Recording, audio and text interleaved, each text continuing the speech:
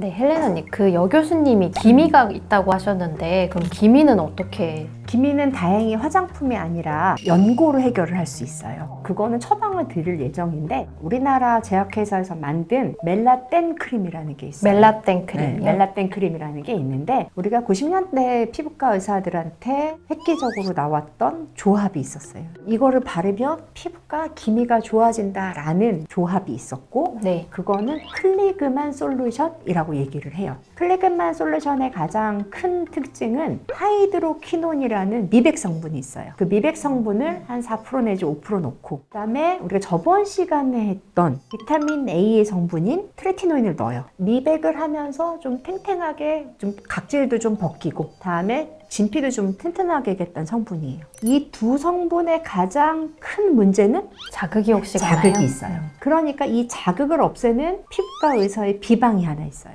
스테로이드. 스테로이드. 네. 스테로이드 연고를 바르면 뭔가 빨간 것들이 빨리 없어져요.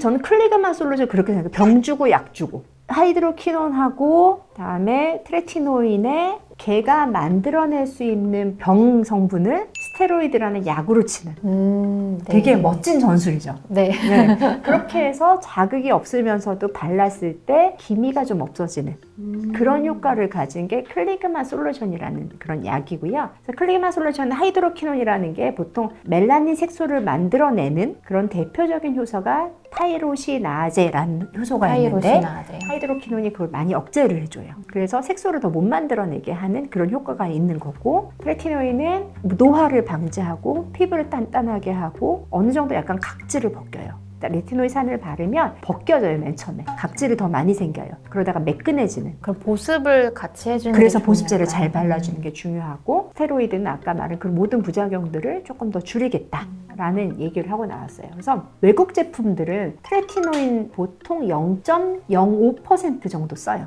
우리 보통 스티바가 트레티노인이 0.025 정도만 2%만 해도 우리 피부는 되게 튼튼해지거든요. 많이 쓰는 거네요. 그러니까 외국 애들은 우리보다 표피, 진피가 좀 더 두꺼워요. 외국에서 만든 거 트레티노인 X 0.03 뭐 이렇게 넣어도 잘 버텨서 와요. 그래서 사람들이 그렇게 해서 우리나라한테 갖고 왔단 말이에요. 우리나라 발랐을 때 어떻게 됐을까요? 피부가 뒤집어지죠. 난리가 난 거예요. 정말 피부과 의사 멱살 잡히게 생긴 거예요. 그래서 걔를 좀 변형시켜서 나온 게 멜라텐 크림이에요. 그래서 하이드로퀴논 4% 정도 들어있고 트레티노인이 제 기억에는 0.003%가 들어있을 거예요.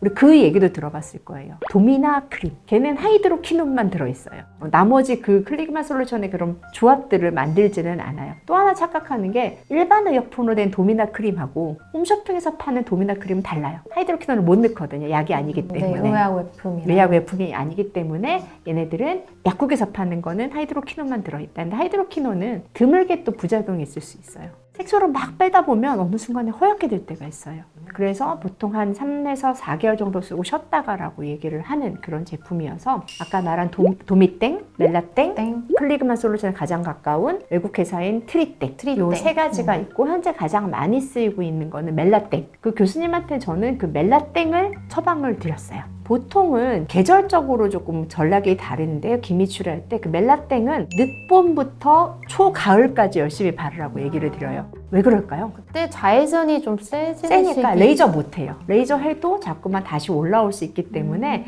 그 기간 동안 우리가 열심히 좀 관리를 하는 의미에서 밤에 그 멜라땡을 좀 바르게 처방을 드릴 겁니다. 근데 여기서 중요한 게 하나 있어요. 부지런히 하셔야 돼요. 네, 이게 부지런히 꾸준히 바르는 게 되게 어려울 것 같아요. 그러니까 피부과 의사로서 가장 뿌듯한 환자는 어떤 환자냐면요. 연고를 다 쓰고 와서 또 주세요. 달라고. 근데 그 환자는 분명히 좋아져요. 약을 드리면 정량으로 열심히 발라주시는 게 중요하고요. 보통 모든 연고의 기준은 손 한 마디를 발랐을 때 2바닥 정도. 얼굴이 기미가 이렇게 있어요. 그럼 1바닥 정도잖아요. 그럼 네. 어느 정도 짜야 될까요? 한 요 정도 짜야 손 반마디는 짜야 돼요. 반마디를 짜서 바닥. 그러니까 요 정도 짜면 자극도 없고 효과가 있는데 사람들은 둘 중에 하나죠. 쬐끔 발라보겠다. 아니면 야 이거 좋은 거니까 많이 발라야겠다. 많이 바르면 자극, 적게 바르면 효과가 없어서 항상 머릿속에 보통 연고라고 끝나는 것들은 한마디로 두 바닥을 커버하겠다라는 의지로 하신다 그러면 충분한 효과를 볼 수 있다라고 추가로 설명을 드리겠습니다. 적정량을 발라야 적정량을 적정한 때에 부지런히 매일 바른다 그러면 솔직히 피부과 시술이 조금 필요 없을 것 같고요. 그게 싫다. 나는 한 번에 해결을 하겠다. 그러면 저희는 언제나 웰컴입니다.